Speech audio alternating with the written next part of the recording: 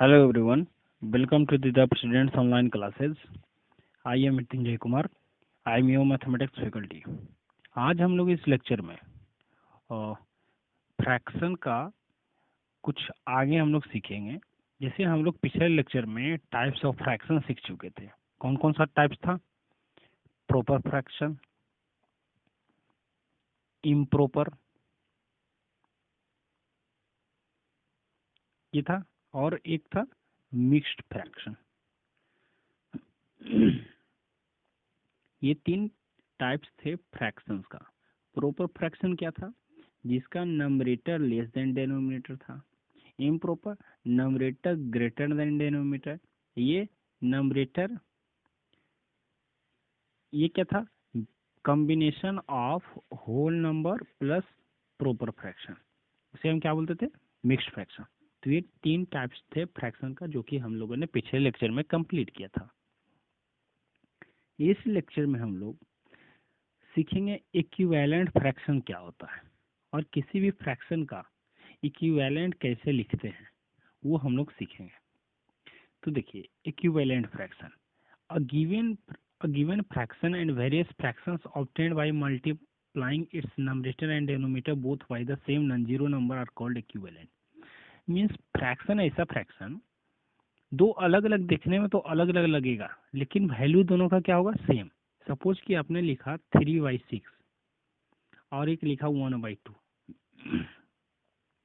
तो ये दोनों देखिए, नंबरेटर और डेनोमिनेटर दोनों का क्या है? अलग अलग है, लेकिन इन दोनों का अगर वैल्यू देखेंगे ओवरऑल तो दोनों का लगभग सेम मिलेगा, सेम ही मिलेगा। तो ये दोनों क्या है? इक्विवेलेंट फ्रैक्शन है। 3/6 का अगर वैल्यू निकालेंगे तो 0.5 आएगा, इसका भी 0.5 आएगा। तो ये देखिए, वैल्यू दोनों का सेम है, लेकिन न्यूमरेटर दोनों का अलग अलग है, डेनोमिनेटर भी अलग अलग है। तो ये दोनों क्या है? इक्विवेलेंट फ्रैक्शन है। तो इक्विवेलेंट फ्रैक्शन हम लोग कैसे निकालेंगे? तो देखिए, किसी भी फ्रैक्शन में जब भी किसी नॉन जीरो नंबर से आइदर मल्टीप्लाइड या डिवाइड करते हैं, किसी भी फ्रैक्शन में, सपोज कि a/3/4 एक फ्रैक्शन है, किसी भी फ्रैक्शन में नॉन जीरो नंबर से, non zero number means zero नहीं होना चाहिए, बाकी कुछ भी हो, पॉजिटिव नंबर या नेगेटिव नंबर। सपोज कि आपने यहाँ 2 मल्टीप्लाई किया तो नीचे भी आपको सेम नंबर से मल्टीप्लाई करना पड़ेगा। तो किसी भी फ्रैक्शन को एक नॉन जीरो नंबर से मल्टीप्लाइड करने के बाद जो रिजल्ट आएगा, मल्टीप्लाई या डिवाइड दोनों, जो रिजल्ट आएगा वो क्या होगा? इक्विवेलेंट फ्रैक्शन होगा उसका। तो यानी 6/8 जो है ये वाला, 3/4 का क्या है? इक्विवेलेंट है। ठीक है। तो लेकिन ध्यान रखना है, इक्विवेलेंट कब होगा? नंबरेटर और डेनोमिनेटर में सेम नंबर के साथ मल्टीप्लाई या डिवाइड करना। ये नहीं कि सिर्फ नंबरेटर में कर दें या सिर्फ डेनोमिनेटर में करें, नहीं, दोनों में सेम नंबर के साथ मल्टीप्लाइड करना होगा, तभी इक्विवेलेंट आएगा। सपोज ये तो मल्टीप्लिकेशन के थ्रू था, डिवीजन से भी हम लोग निकाल सकते हैं इक्विवेलेंट फ्रैक्शन। जैसे 8/6, इसे हमने डिवाइड कर दिया 2 से, नंबरेटर और डिनोमिनेटर दो सेम नंबर से डिवाइड करना है और मल्टीप्लाइड करना है। जब ये मल्टीप्लाई करेंगे तो ये आएगा 4 और ये आ जाएगा 3। तो 4/3 जो है इक्विवेलेंट है किसका? 8/6 का। तो इक्विवेलेंट फ्रैक्शन देखने में तो अलग लगेगा, लेकिन वैल्यू क्या होगा? सेम होगा, वो इक्विवेलेंट फ्रैक्शन होता है। ठीक है। तो जब आप डिवीजन करके इक्विवेलेंट निकालते हैं, जब डिवीजन करके इक्विवेलेंट निकालते हैं तो क्या नंबर डिवाइड करना है ये आपके ऊपर सोचना होगा। मल्टीप्लाई तो कोई भी नंबर कर सकते हैं, लेकिन 6/9 इसमें देखेंगे इक्विवेलेंट लाएंगे डिवीजन करके, तो इसमें आप 2 से डिवाइड नहीं कर सकते, क्योंकि यहाँ 2 से तो डिवाइड हो जाएगा, लेकिन यहाँ 2 से डिवाइड होना मुश्किल है। हो तो जाएगा लेकिन मुश्किल है, डेसिमल फॉर्म में आ जाएगा। तो इस कारण ये आपको चुनना है कि क्या नंबर हम लें डिवीजन करने के लिए। ठीक है। तो यहाँ पे हमने क्या किया? 3 से डिवाइड कर दिया, क्योंकि 6 जो है 3 से भी डिवाइड हो जाएगा, 9 भी 3 से डिवाइड हो जाएगा, तो दोनों सेम नंबर से डिवाइड करना है। तो ये आ जाएगा 2 और ये आ जाएगा 3। तो 2/3 जो होगा इक्विवेलेंट होगा 6/9 का। ठीक। आई होप कि ये समझ में आ गया हुआ है। तो ये है इक्विवेलेंट फ्रैक्शन। तो आपको क्वेश्चन में एक फ्रैक्शन दिया रहेगा और लिखा रहेगा कि आप इसे 5 इक्विवेलेंट इसका निकालिए। तो आप या तो यूज कीजिए डिवीजन या तो मल्टीप्लिकेशन। इजी है, मल्टीप्लिकेशन यूज कीजिए। सपोज 2/3 दिया हुआ है और लिखा है कि 5 इक्विवेलेंट इसका निकालिए। तो सबसे पहले 2 से मल्टीप्लाई कर दीजिए। 1 से मल्टीप्लाई करेंगे तो सेम रह जाएगा फ्रैक्शन। तो सबसे पहले 2 से मल्टीप्लाई कीजिए तो हो जाएगा 4/6, पहला आ गया। फिर इसको 3 से मल्टीप्लाई कर दीजिए ऊपर नीचे तो आ जाएगा 6/9, ये दूसरा हो गया। फिर 4 से, फिर 5 से, फिर 6 से मल्टीप्लाई करते रहिए, जितना पूछेगा उतना मल्टीप्लाई करके इक्विवेलेंट लिख दीजिए। तो ये लिखने का तरीका है। नेक्स्ट है लाइक एंड अनलाइक फ्रैक्शंस। ये बहुत ही इंपॉर्टेंट है। कंपैरिजन जब आप करेंगे फ्रैक्शंस का तब उसके लिए बहुत ही इंपॉर्टेंट है।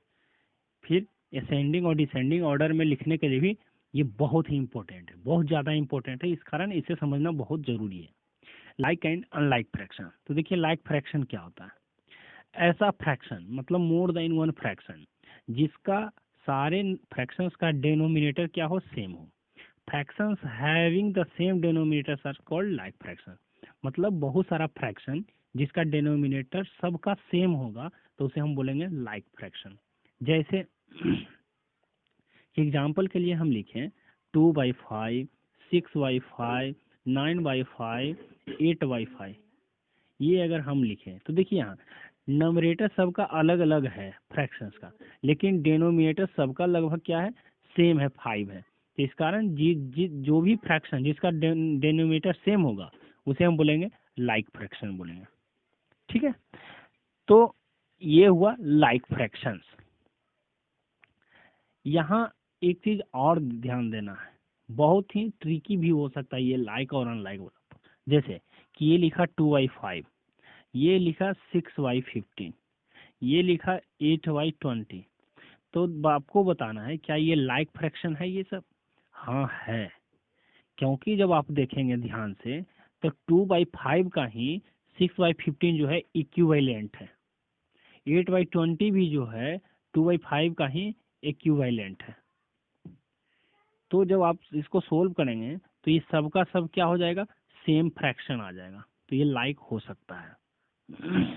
तो लाइक के लिए सिर्फ डेनोमिनेटर देखना है। अगर डेनोमिनेटर सेम है तो वो लाइक फ्रैक्शन होगा। ठीक है, यहाँ एग्जांपल देखिए लिया है 2/15, 8/15, 17/15 are like fractions. The group of fractions having the same denominator as 15। तो ये एक से ज़्यादा फ्रैक्शंस के लिए यूज होता है लाइक और अनलाइक। देखें कि जहाँ सारे फ्रैक्शंस का डेनोमीटर सेम है उसे हम लोग बोलेंगे लाइक फ्रैक्शन। तो अनलाइक किससे बोलेंगे, तो देखिए कि फ्रैक्शन जिसका डेनोमीटर सेम ना हो। जिसका डेनोमिनेटर सेम होगा लाइक बोलेंगे और जिसका डेनोमीटर सेम नहीं होगा उसे अनलाइक बोलेंगे। जैसे 3/5, 9/5, 9/6, 2/8। ये देखिए सबका डेनोमीटर क्या है, सेम नहीं है। इस कारण जिसका डेनोमीटर सेम नहीं होगा जिस फ्रैक्शंस का, वो सबके सब क्या होंगे, अनलाइक फ्रैक्शन। तो आज मुझे 3 ही चीज पढ़ना है, equivalent, like and unlike fraction. Equivalent fraction ऐसा फ्रैक्शन जिसका वैल्यू सेम हो, equivalent fraction. Like fraction, fractions those having same denominators. Unlike fraction, fraction those having not the same denominator is called unlike fraction. तो ये 3 चीज हम लोगों ने अभी कंप्लीट किया। आई होप ये समझ में आया होगा। नेक्स्ट वीडियो में लेक्चर में हम लोग कंपैरिजन समझेंगे और उसे कुछ मैथमेटिकल ऑपरेशन करेंगे, असेंडिंग ऑर्डर डिसेंडिंग ऑर्डर लिखना हम लोग समझेंगे।